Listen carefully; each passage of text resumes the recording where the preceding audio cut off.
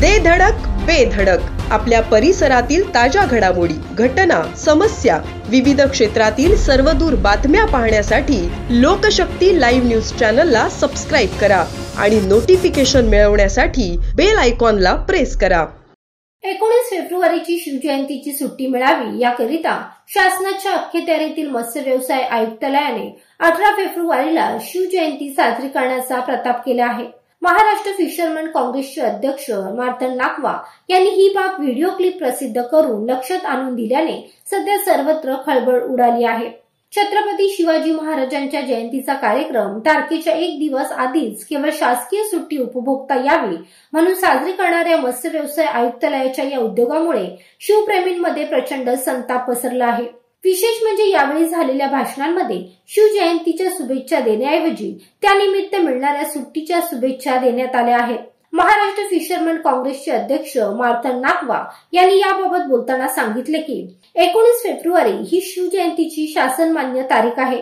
त्यामुळे 19 फेब्रुवारीला शासकीय सुट्टी असली तरी शिवजयंतीसाठी तास 2 तास खर्च करून सरकारी अधिकारी यांनी कार्यालयात जाऊन 19 फेब्रुवारीला शिवजयंती साजरी करणे योग्य ठरले असते।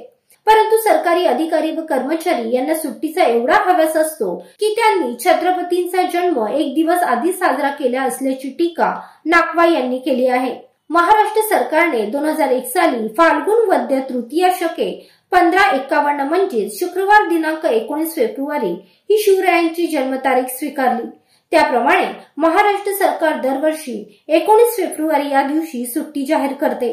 मात्र या दिवशीच ती साजरी करणे आवश्यक असताना कर्मचाऱ्यांनी केवळ सुट्टीसाठी असे प्रताप करणे निंदनीय असल्याची चर्चा सध्या सर्वत्र सुरू आहे।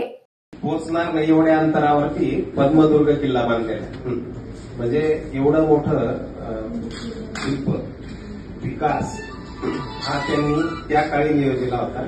खरोखर छत्रपती शिवाजी महाराजांचा आदरांजली देतो आणि सगळ्यांना उद्यासाठी सुट्टीसाठी शुभेच्छा।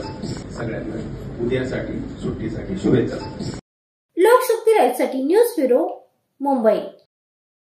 अशाच सच्चाई दर्शवणाऱ्या बातम्या पाहण्यासाठी लोकशक्ती लाईव्ह न्यूज चॅनलला लाईक करा, शेअर करा आणि सबस्क्राईब करा।